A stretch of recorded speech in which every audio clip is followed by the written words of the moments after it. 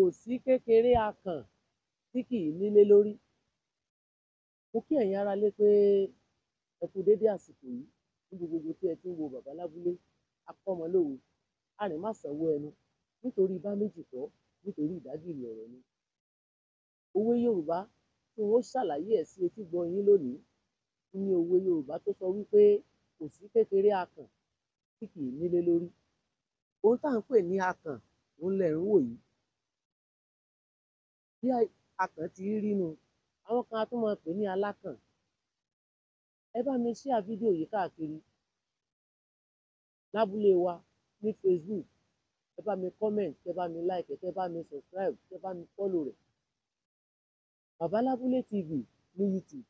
Ẹ bá mi share fídíò yìí kí gbogbo àwọn tí wọn ò mọ tí ń jẹ́ akàn, tí wọn ò mọ tí ń jẹ́ alákàn kí wọn lè rí. Ohun tá à ń pè ní alákàn lẹ̀ ń wò yìí. A sì tún ń pè ní akàn. Méjèèjì ìkan náà ni.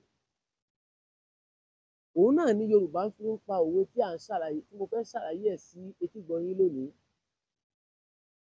Alákàn tẹ́ ń wò yìí, etí omi, inú omi ni alákàn máa ń gbé. Òun ni olóyìnbó fi ń pe alákàn náà ní ọ̀kan lára àwọn tí wọ́n ń pè ní aquatic animal. Ẹran tó ń gbé nínú omi ni wọ́n ń pè ní aquatic animal ní ìgbò. Etí omi tí àwọn alákàn máa ń gbé náà lẹ̀ ń wò yìí. Etí omi tí àwọn alákàn máa ń gbé lẹ̀ ń wò yìí. Àwọn ibi tí à ń wò ní etí odò, ibẹ̀ ni ihò tí àwọn alákàn máa ń gbé, ibẹ̀ ló wà. Inú ihò ni àwọn alákàn ni wọ́n máa ń gbé ní etí omi. Òun wá ní Yorùbá máa ń lò láti fi pa òwe nítorí pé etí odò tẹ́ ń wò yìí, ó jẹ́ ibi tí ihò alákàn kékeré àti ní ńlá tó máa ń wà. Nítorí pé alákàn jẹ́ ẹranko kan tó jẹ́ wípé wọ́n kì í gbé pẹ̀lú ìyá wọn láti kékeré. Wọ́n á tètè máa ní òmìnira fún ara wọn láti lè máa dágbé láti kékeré. Ìdí rèé tó fi jẹ́ wípé ẹ fi ń wo àwọn ihò kan kékeré, àwọn ihò kan tí ó tóbi ní etí odò tẹ́ ń wò yìí.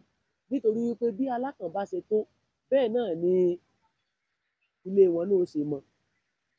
Ẹ mọ̀ pé Yorùbá tún máa pòwe pé ìwọ̀n eku ni ìwọ̀n ìtẹ́. Ọjọ́ ń bọ̀ tí wọ́n ó sọ̀rọ̀ lórí ìwọ̀n eku ni ìwọ̀n ìtẹ́. Etí omi tẹ́ ń wò yìí ni àwọn alákàn máa ń gbé. Wọ́n á sì tún máa gbé ní inú omi. Ìdí rèé tí Yorùbá fi máa ń lò ó láti fi pa òwe. Nítorí wípé alákàn máa ń dágbé láti kékeré ni. Yorùbá máa ń lò ó láti fi pa òwe fún ìtanijí tàbí láti ṣíni níyè nígbà míì pé kò sí kékeré akàn tí kì í nílé lórí. Àwọn tí Yorùbá máa ń sábà ń lo òwe ọ̀hún fún ni nígbà tí ẹnìkan bá ń gbèrò láti kọ́ ilé ara tiẹ̀, tàbí tí wọ́n ń retí kí ẹni tí ó ti ń ṣiṣẹ́ tó ti ń rí owó kóun náà kó tètè gbé ìgbésẹ̀ láti lè ní ilé ara tiẹ̀ lórí.